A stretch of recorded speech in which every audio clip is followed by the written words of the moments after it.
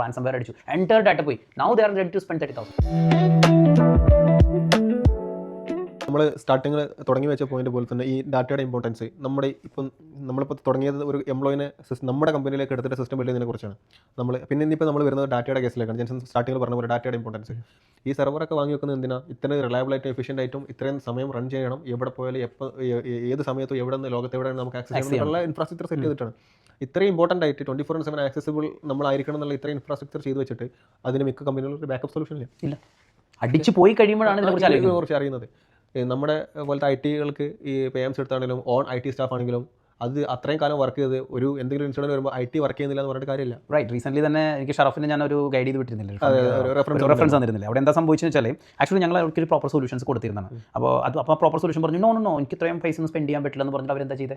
ഒരു ലോക്കൽ സെറ്റപ്പിന് വെച്ചിട്ട് IT-നെ വെച്ചിട്ട് ലോക്കൽ സെറ്റപ്പാണ് അവർ ചെയ്തു വെച്ചത്. എന്താ ransomware അടിച്ചു, entire data പോയി. Now they are ready to spend 30,000. ഇപ്പോൾ അവർ 30,000 സ്പെൻഡ് ചെയ്യാൻ വിചാരിച്ചിട്ടുള്ള കാര്യമില്ല.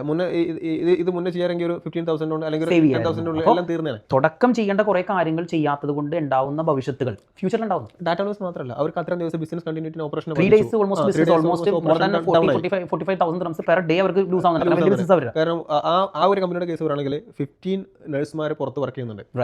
15 നഴ്സ് ഓരോ പ്രൊജക്റ്റിലാണ്. അത്രയും വർക്ക് അവിടെ മെഡിക്കൽ കോഡിങ് അങ്ങനെ ഒരുപാട് ആളുകൾ വർക്ക് കാര്യങ്ങൾ. അപ്പോൾ അവരൊക്കെ എന്താ ഈ ബാക്കപ്പ് സൊല്യൂഷൻ ഇല്ല അവിടെ. ബാക്കപ്പിൻ്റെ ഇപ്പോൾ നമുക്ക് എത്ര സെക്യൂരിറ്റി മെഷേഴ്സ് നമുക്ക് കമ്പനിയിൽ കൊടുക്കാം, പക്ഷേ even though it's not 100%. First ransomware attacked in British hospital. Do you think there is no security measures? There is security, high security. Yes. So basically we should have a backup.